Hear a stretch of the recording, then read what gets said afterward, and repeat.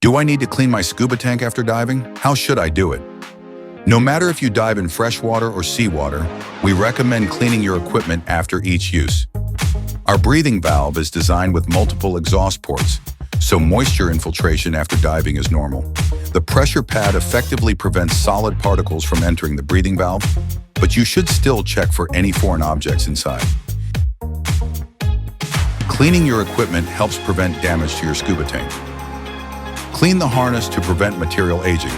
Before cleaning the air cylinder, make sure the gas is completely emptied. Wash the exterior and interior of the cylinder, removing any remaining residues inside. Clean the breathing regulator. Clean the inside and outside of the breathing valve. Clean the internal pressure pad and valve cover. After cleaning, wipe all parts dry and place them in a cool, ventilated area to air dry. Store the cylinder upside down to allow excess moisture to evaporate before reassembling. Regular cleaning helps extend the lifespan of your equipment. Follow SMACO for more scuba gear tips and updates.